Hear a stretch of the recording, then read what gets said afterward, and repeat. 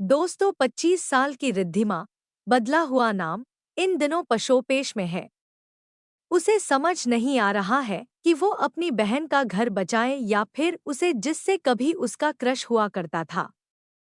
बहन की शादी के 3 साल बाद ऐसी स्थिति आ जाएगी उसने कभी सोचा भी नहीं था। वो अपनी जिंदगी में आगे बढ़ रही थी, तभी जीजा ने तूफान ला दिया।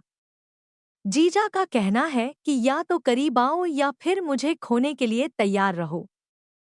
चलिए रिद्धिमा की जुबानी उसकी उलझन से भरी कहानी जानते हैं और एक्सपर्ट की क्या राय है। रिद्धिमा बताती है कि मेरी बहन मुझसे सिर्फ 1.5 साल बड़ी है। हम दोनों बहुत करीब थे। हमें एक ही लड़के से क्रश हो गया था। वो लड़का हमारे पापा के दोस्त का बेटा है। हम दोनों की उस लड़के के साथ बातचीत होती थी, लेकिन वो दीदी को उस तरह पसंद नहीं करता था। लेकिन दोनों के घरवालों ने मिलकर उस लड़के के लिए दीदी को चुना। जाहिर सी बात है हमारे घरों में पहले लड़की की शादी होती है। दीदी को चूंकि लड़का पसंद था इसलिए मैंने कुछ नहीं कहा, बस अपनी चाहत को दबा दिया। दीदी की शादी हो गई और वो लड़का मेरा जीजा बन गया।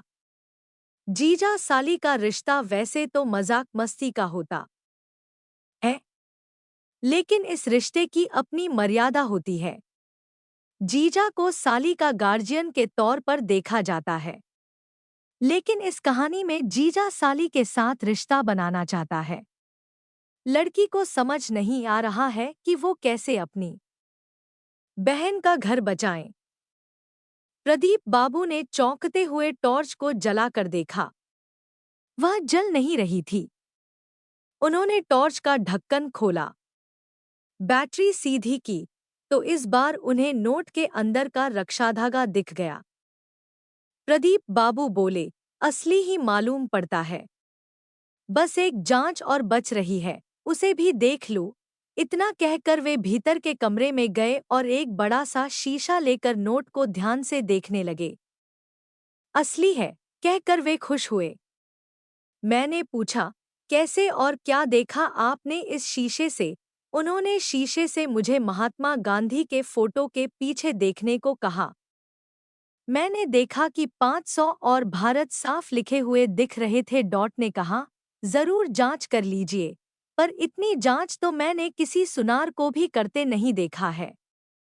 अब प्रदीप बाबू मुझे साथ लेकर अपने एक परिचित बिजली वाले की दुकान पर ले गए और उससे पराबैंगनी लैंप मांगा। उसे जलाकर उसके सामने नोट किया और बोले, देखिए ये नंबर कैसे चमक रहे हैं। बिल्कुल ही असली नोट है। प्रदीप बाबू ने आखिर में अपना फैसला सुनाया। मुझे इस फैसले से खुशी हुई। खैर, नोट असली पाकर मैं उसे बैंक में जमा कराया। अब मुझे नोट के नंबर लिखने में कोई एतराज भी नहीं था।